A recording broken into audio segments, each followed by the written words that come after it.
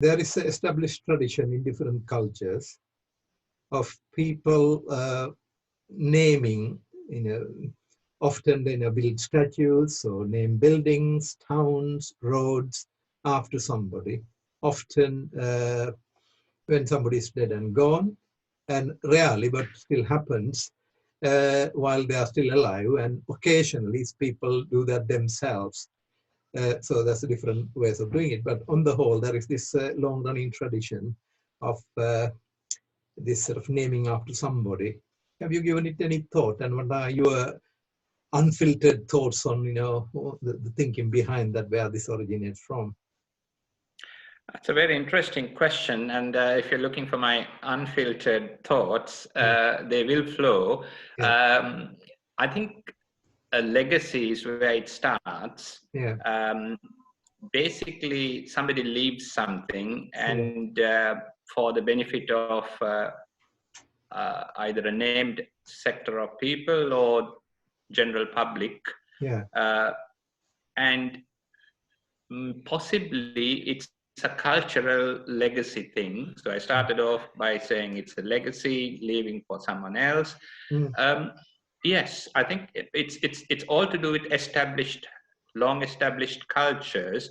Therefore, that takes us mainly to the Asiatic region, with the Indian and Chinese cultures going back into at least 5,000 years plus. And then perhaps the Sri Lankans as well are masters at naming public places and so on. But again, if you look at the North American culture, which is only I'm going to say 200-300 years old culture, or under 500 years, they also have that naming places after individuals who have done yeoman service to their nation. So I think it's become a cross-cultural thing, but with Sri Lankans, we have a very strong habit of giving to or leaving legacies, and also the people who benefit from it would name those people who donated their names. So I think that's my sort of off-the-cuff thoughts on naming people after they have sort of sadly passed away. Yeah, I mean, in a way, I sort of thrust this on you unannounced just to get your original thinking, because I sort of gave it some thought a little bit longer, because I've seen this happening again and again. Like in Australia, there are umpteen different places named Victoria. This is very much the empire, Empress Victoria, who never set foot there.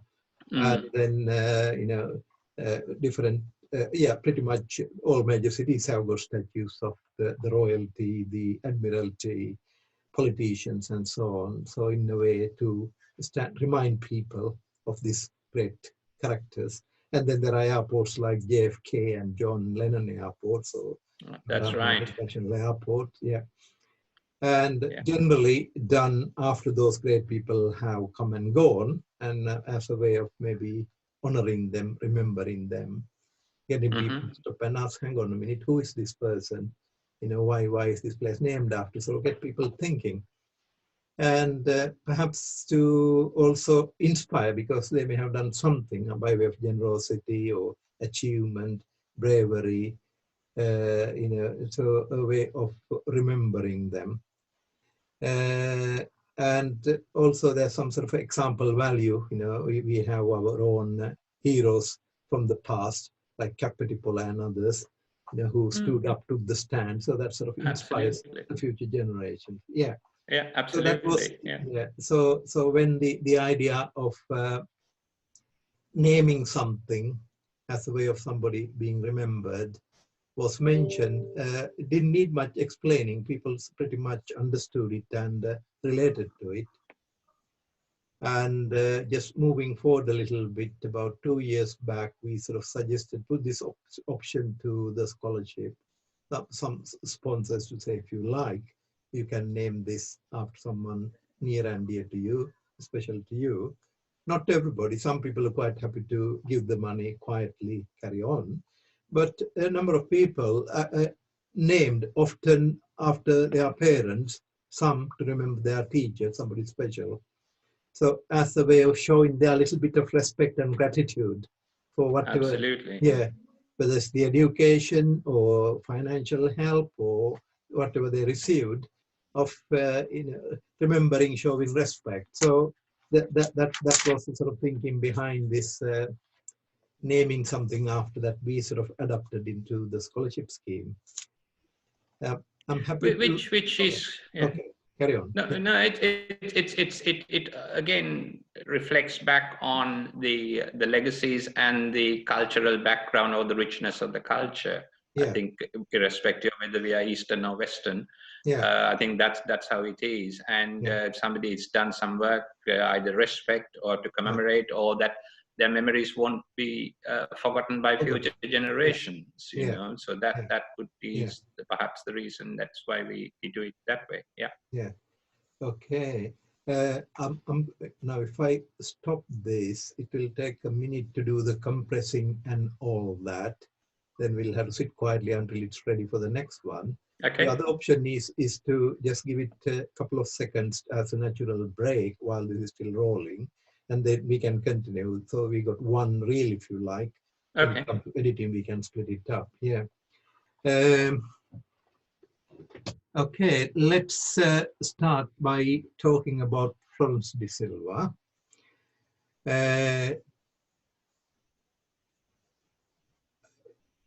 I heard this lady's name, Late Florence De Silva, less than 2 years ago. And through you, obviously, I understand she was related to you, and she has passed away, and she has left some legacy that with a very specific set of instructions, and which you brought to the notice of the APSL Association. So my interest is, because I only know this lady by name, I would like actually for the story to be told, because there are people benefiting from her legacy. So in a way to put that on record. So if I ask you to briefly take me through who this lady is, you know, where her origins are, and how she came to live and work in Britain and what happened and so on, that will be great.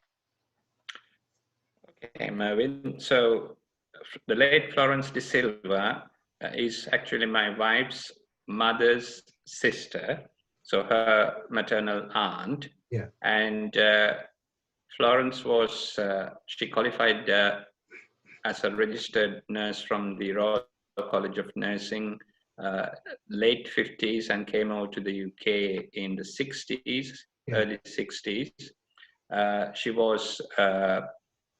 She started work as a nurse, ending up as the sister in charge at the Accident and Emergency A&E at St. Heliers Hospital or St. Helier Hospital in Sutton. So it was an interesting start in the early 60s, challenging as well in all aspects for anyone who came new to the country. Then obviously she got married to the late Mahesh De Silva, who was an engineer by profession. They didn't have any children, and I think perhaps that's one of the reasons why she had a huge liking, fondness, love for children, mainly in Sri Lanka. And with her career in the National Health Service as a nursing sister, and she sort of saved money, invested money, and all of that sort of stuff, what normal people do. And she then retired. And what she did then was spend a few months in Sri Lanka, came back, and joined GP's practice as a practice nurse. Can I just interrupt you there just to understand the picture? Yeah. So she's, to begin with, she's sort of working through as a sister, a matron in the A&E ward of this particular hospital. And then when did her husband pass away? While she was working, or after they both retired? Oh no, Yeah, he passed away, I mean, approximately 8 or 9 years ago, maybe Yeah. under 10 years Right. ago. Both are retired. Yeah. Yeah, absolutely. They were both retired Yeah. and well established and settled in Sutton. Yeah. So she then retired as a nursing sister, or the managing nursing sister at St. Helier. Yeah. So went back into a second career as Yeah. a practice nurse. Yeah. So she had more money to do all the good things she did during her lifetime, with Okay. regard to especially the children. Yeah. She, I mean, in Sri Lanka. So she was from Panadura, Yeah. but born in Madapatha, Yeah. near Piliyandala. Yeah. And so she had a big affinity back to her hometown, as well as her ancestral home, so to Yeah. speak. So sometimes Sri Lankans have a place Yeah. of birth and an ancestral home, two different places. So she had Yeah. both. Yeah. So that's where that was her background. Yeah. Mervyn. Okay. So she retired, and which year roughly did she go back to Sri Lanka? She actually, as soon as she retired in the early, I'm going to say 2004 or All 5, right. Yeah. that sort of period. Mm. And like all Sri Lankans do Yeah. overseas, Yeah. they always think of their motherland. And then Yeah. when they retire, there's a big rush to go back.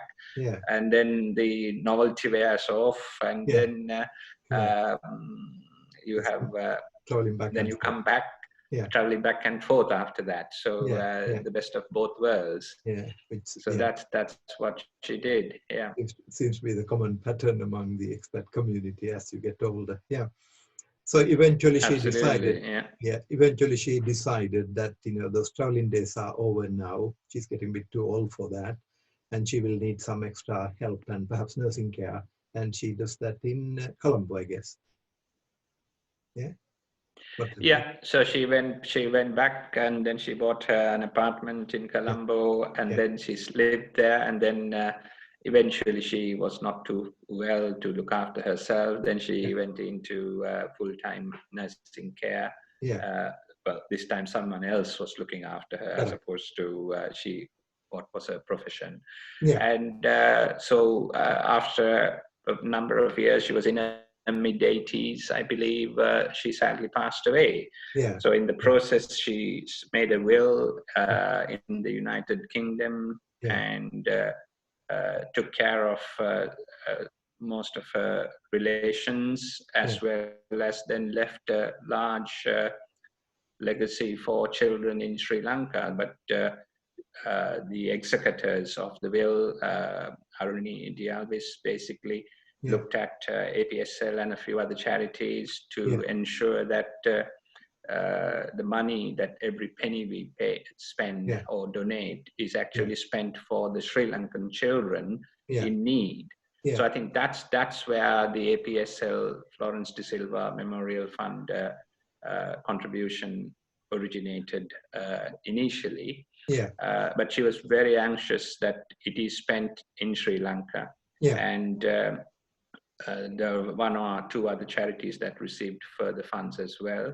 Yeah. She also left a fairly large donation or a legacy to the Catholic Church, which she was a devout member of, Right. in Sri Lanka. Yeah. And also one of the churches in Panadura, I can't remember the name of the church. Yeah. And for a statue to be built and all of that sort of, from a religious standpoint as well. Yeah. So she was a devoutly religious person, as well as she enjoyed life, I had to say that. So she had a very fine balance between all of that, and she never forgot about the children in need. Yeah. So in a way, as a professional, born and brought up in Sri Lanka, educated, trained there, choosing to come and work in the UK in a chosen career, and she does a good job there, works hard, and also enjoys life, and careful, quite judicious in handling, looking after assets. So by the time that she passes away, she has assets in the UK, property, whatever, and in Sri Lanka. And she obviously is through hands-on being involved, very clear focus about her priorities, her faith, her religion, her relatives, families, as well as the things dear to her heart, children, perhaps. Absolutely. And then makes it a point to have clearly stated will, so that whatever her belongings are spent, passed on the way she wants them to be, rather than being, left without the will, where they could be, all over the place, quite wasteful, and end up in perhaps not where she wanted them to be. So that's, quite good. Yeah, very true, very true. I mean, this is also it highlights the importance of making a will to make known your wishes, and also making a will also reduces family feuds, internal problems, even within children of the same family, let alone other relations. So she did all of that. She left very clear instructions what to do and so on. And I think that's another important point from a professional standpoint, as the Association of Professional Sri Lankans, both to our members and those who are sort of looking at webinar or the content now, the recording, to understand that whilst we will be very prudent with what we are doing during our lifetime, have you thought of what to do, how that prudent wealth, income, wealth, assets, whatever you want to call it, how it will be passed on. And for the future generations not to be fighting over somebody else's assets, but to be happy. Now, the other point is, just because of this corona crisis and seeing what we have seen over the last 2-3 months, where extremely fit and well people suddenly pass away, when a lot, less fit and probably older people are still around. So in a way, one can't afford to be complacent and say, no, it's not my turn, I'm going to live a lot longer here. So that sort of, in a way, has, particularly with the minority communities taking a heavy, bigger brunt within NHS and so on, this has sort of raised the attention, a lot of people, the importance of being prepared. And importance of having a will. In fact, number of people have sort of even raised that, I have heard people talking about it. So the point is that it's not, too early, never too early to have a will. And you said, what is the earliest age you can make a will, and why we ourselves should sort of think about it at this point, Rohan? I think any adult, from young adult onwards, 18 onwards, I mean, that would be the last thing in their minds, an 18-year-old or even a 21-year-old making a will. But I think it's important that once somebody gets a job, full-time employment, and having obligations and receiving funds by way of employment, etc. Just some form of basic set of instructions as to your wishes. The last will means your last wishes. When you're writing it, it would be your last wish at that point in time. You might go on to live another 80 to 100 years. But then once you have sort of made known your thoughts and wishes as to how matters should pass on, you can review it. But a lot of people, even in this country, at over 45% of the population, the adult population, they just leave things as they are.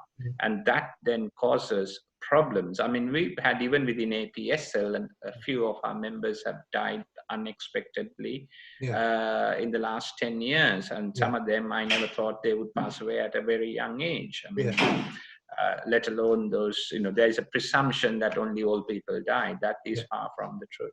Well, not from what we have seen. So it's very, very important to have your thoughts, a will sorted out properly. That's the important thing. Thought because of this time, it's also sort of worth mentioning, highlighting that point.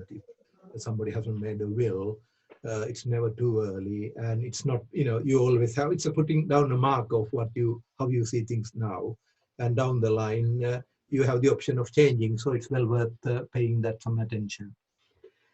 Moving on, Rohan. Now, so this lady passed away, and then she leaves a fairly clearly stated will. leaving your wife as the executor of the will. And then the discussions take place. And after dealing with various wishes that she had stated, put down in her will, there was also a commitment to help children in Sri Lanka. And that's where, through your medium, through your intervention, you thought APSL would be a good vehicle for part of that, honoring that wish. Just talk us through why you thought APSL would be would be a good body to help children in Sri Lanka with this resources this lady left behind. Sure. I think to start with, the importance is to find a charity which is reliable and who will carry out your instructions in accordance with the person who makes the donation. So APSL has been an established association in the UK since 2004. It is a registered charity with the Charity Commissioner of England and Wales, and regulated in that sense, accountable and so on. It also, I think APSL came as one of the top candidates because it was, and it is, a direct action charity. Now, let me explain what a direct action charity is. There are many charities, even in the United Kingdom, as well as a lot in Sri Lanka, where when you make £1 or £100 as a donation, about 20% of your donation goes towards charitable work. The remaining 85% actually is consumed by that charity for expenses, overhead expenses, staff payments, buying vehicles, hiring vehicles, buildings, buying real estate. And then all of a sudden, you have a big charity, you put £1 to that charity by way of a charitable donation, and just 20% of that goes for real work. So contrast that with APSL, which all of us in APSL work on a voluntary basis, both the United Kingdom members as well as the volunteers and members in Sri Lanka. They all work for free, if you know what I mean. So there is no costs of overheads. If ever there is a cost of overhead, I was firsthand aware that the APSL Central Fund will look after that rather than take money from the donors. So that was one of the prime reasons that swayed in making us sort of decide, rather, making the donation to APSL. So it came not only highly recommended by its past performance, but from my own and our knowledge of the activities. And also what's important was what the scholarships program that I believe you, Mervyn, and you started and you still lead it. It's been got a dynamic head start from almost zero to a huge number in the last 3 or 4 years. And I think Professor Terence Fernando was also with you when you launched the program, spearheaded the program. And so that was yet another natural plus point for APSL, because it was not only a direct action charity, but it also had a growing children's charity, which was therefore a natural choice for the donation to be made. So that I think is important to sort of highlight today. Thank you.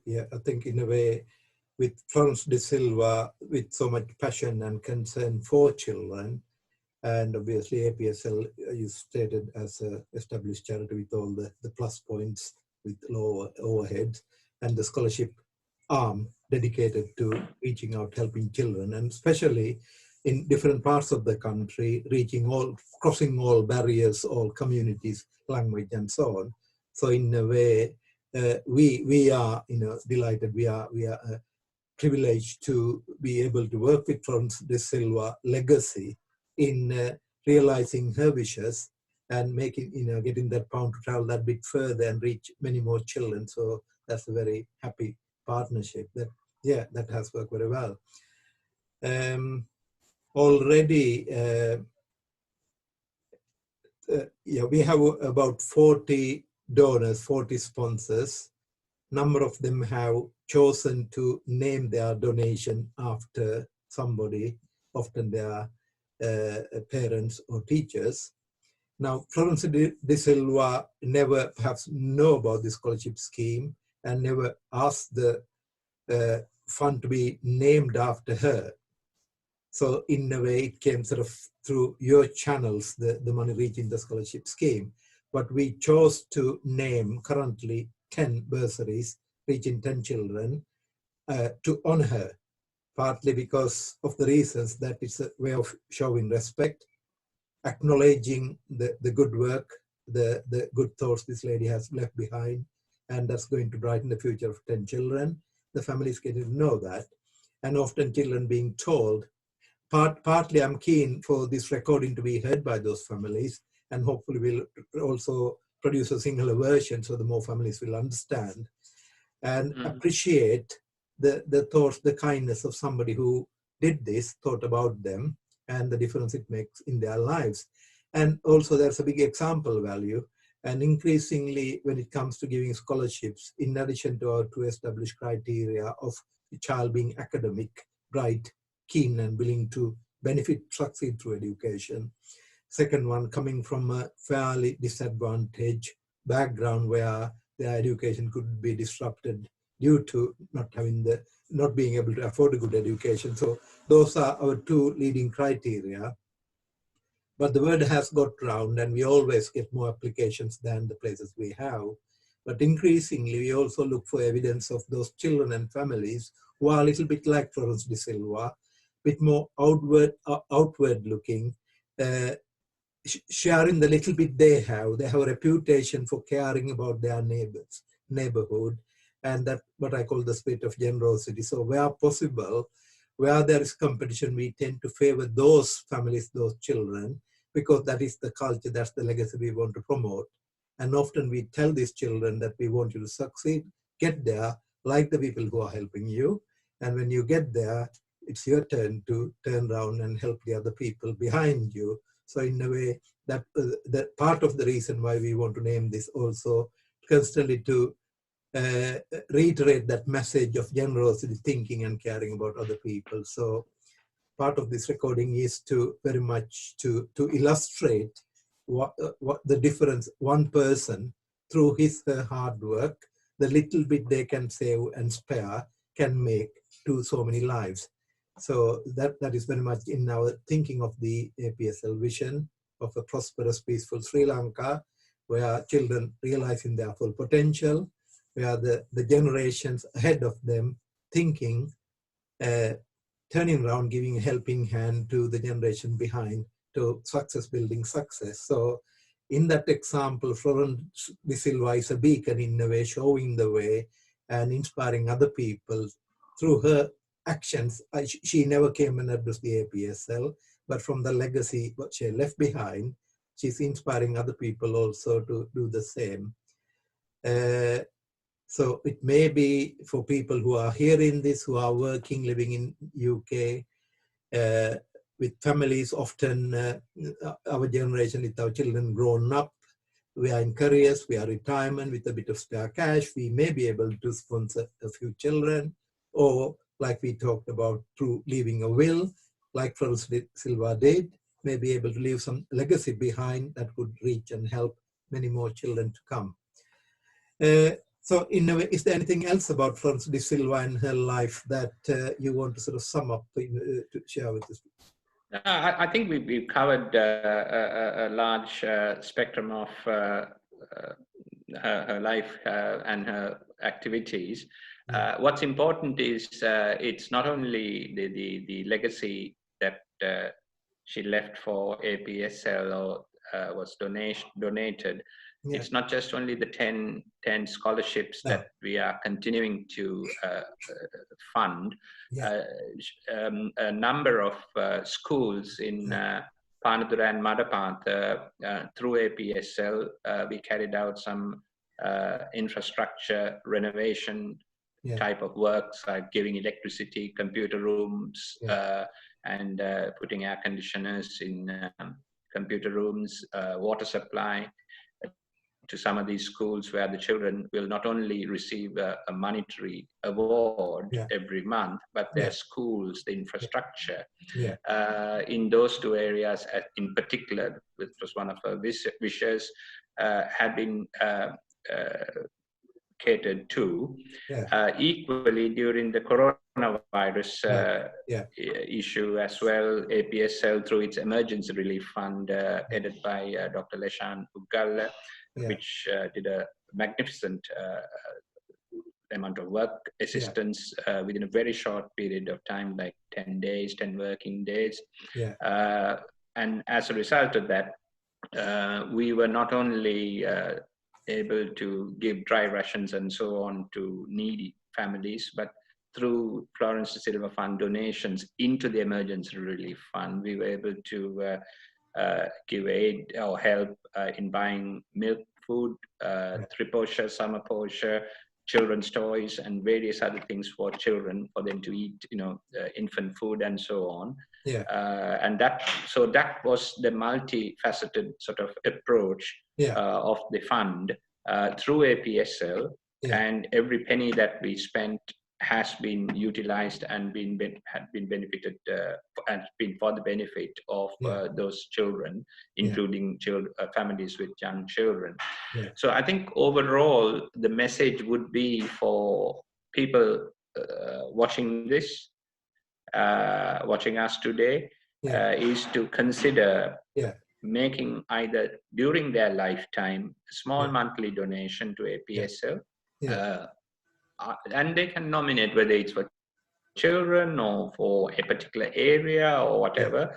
As a registered charity, we can achieve their objectives and get the money into the right project in Sri Lanka or their project in mind, as well as leave a provision in your will to make a certain, it can be a small donation, it can be whatever,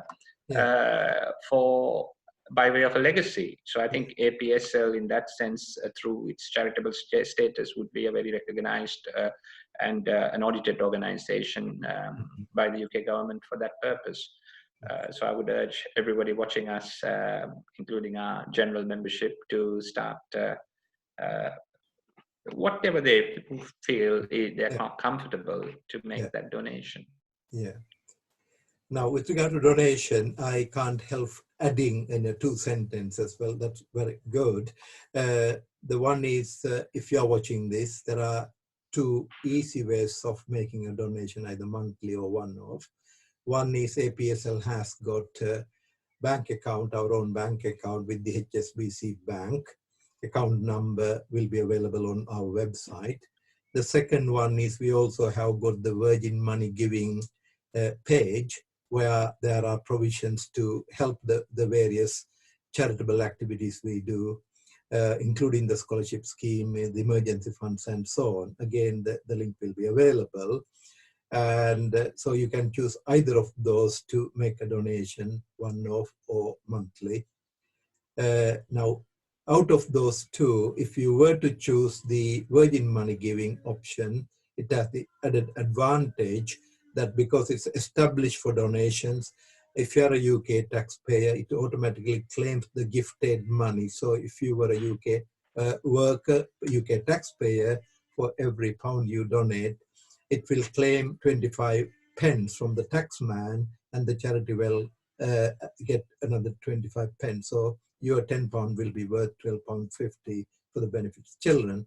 Since, as Rohan, you pointed out, that we neither have buildings or vehicles to pay for and maintain, almost all the money, there are occasional small sums like the banking fees, but compared to any other charity, almost all the money will reach the children, the destination, the cause that you're supporting. I mean, the best things like banking fees, etc. We have minimized that as well. But as a registered charity, we have to send money through official legal channels subject to anti-money laundering regulations. So all of that, but those are not funds which we levy. It's the state or the channel by which funds are transferred. They are small monies, but still, like bank transfer fees or money transfer fees from Western Union, etc. So there are competitive rates, and I think it's very important to highlight that what you just said about gift aid. Not only does gift aid from a UK registered taxpayer give us the charity, did you say 12.5%? 25%. Oh, 25%, there you are, into the charity, but it also gives that registered taxpayer to claim that as a deduction from their income tax. So that's also very important when you're doing your tax return at the end of every financial year. Whatever you have made payment to APSL through the gift aid scheme should be highlighted. And then, as they say, every penny matters. Especially in this day and age, that is tax deductible. And it's the same message goes to the UK businesses that some of our members and even well-wishers run. If you're running a business, any donations made to a registered charity such as APSL, 100% of that donation can be deducted from the corporation tax that you pay. So it's a two-way incentive offered by the United Kingdom government for people to give to registered charities. And that's another thing that most of our members and viewers should bear in mind when making a donation. Make it known there is no hush-hush payment, it's an open payment. Tell everybody, especially the HMRC, that you are making this payment. Now, you sort of gave me another thought. Sri Lankans, professionals working in the UK might say, hang on a minute, I have my relatives, family in Sri Lanka. If I want to help somebody with whatever cause it is, a child, I could ask my niece, my nephew, my sister-in-law to do that. So why should one come to the APSL? Why don't I sort of send money directly through one of those channels? Have you got any thoughts? Because I came across an interesting example. I mean, you can send the monies directly to anyone you want to benefit from your donation. But then you need it's again, as I said, it cannot be claimed as a deduction. It won't reduce your tax bill either. It's like you and I going to a supermarket and buying a packet of rice or milk. That's an expense. Nobody's going to give tax relief. But if you're doing something, if you're helping somebody, then get the maximum from the UK government legitimately. And that's the important thing. The whole idea by the UK government is to incentivize and encourage people to make donations to registered charities. Then you have the choice of either going to a very large charity, which, there are loads of charities which are both national and internationally well known, but they're not direct action charities. So you can send money to Sri Lanka, but in our case, we have a structure through which we can send money to. If somebody is thinking of starting a charity in Sri Lanka, that's also not possible. It's been the case for the last 10 years or so. It is near impossible to get charity status registered and recognized by the UK government. It's been, that restriction has been in place since about 2007, 2008, and it's continues throughout successive governments. So you simply cannot operate with foreign money in Sri Lanka unless you have been recognized in that capacity. So I think, Mervyn, you mentioned you had an interesting story as well on that about sending money with helping people in Sri Lanka, you mentioned. Indeed, so in a way you highlighted the point, yes, you are of Sri Lankan origin, you have contacts there, so I could send my money through one of my relatives to help those children, but you pointed out the advantage of using a registered established charity, because one reason being the gifted facility, where the money grows. £10 becomes £12.50. And in addition to that, this what came to my mind is the initial conversation I had with Professor Fernando, and he was the one who sort of entertained the idea. He is from Moratuwa. He wanted to help some children in Moratuwa, and he had a very dedicated sister-in-law who would do that, who actually suggested to him, and he was already doing that, and thought, well, and the first point of this lack of gift aid was an issue. Well, the money he was sending could grow because he was a UK taxpayer. That's one thing. The second one is you can only do so much within family ties. There are emotions come into it, accountability comes into it down the line. And also there's the limited capacity. And she, the sister-in-law, is an elderly lady. She's happy to look after a few children in Moratuwa area. So that charity would have stopped there. Whereas within our established network, we can reach any part of the country. That is, yeah. And everything is written down and accounted for. You can challenge, you can question, you can trace where the money went, how much was given. And also because, you know, we have the capacity to trace and get the school reports and monitor children's progress. And if there is no progress, to issue a warning and say we need to see some improvement, family and children. Otherwise, the money will be, you know, directed to somebody else more deserving. So in a way, we could provide that better governance. That probably the close family ties are nice when, you know, just in a casual way helping somebody. But when it's sort of documented and managed more professionally, you have the peace of mind, things are working, and you can question, you can hold to account. For, you know, the money you are giving is producing results, and it's run on a more structured, more professional footing. So that was the reason why Terence had no afterthoughts, and he really chose APSL, being a registered charity with the track record established in Sri Lanka, already done quite a lot of activities starting from tsunami onwards, and helped build and grow this, and wanted to open this up as a channel for anybody else who was feeling like that, who wanted to put something back to Sri Lanka. And obviously APSL can on any different topic, but when it comes to the scholarship, helping children, we have the scholarship scheme helping children to get a brighter future. Okay, anything else? True. Very true. Yeah. Okay, thank you for your time, unless there's anything else. No, I think overall, yeah. Okay.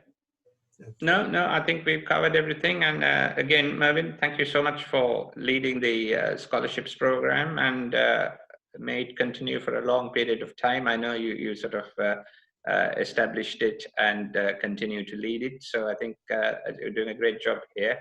Very well done.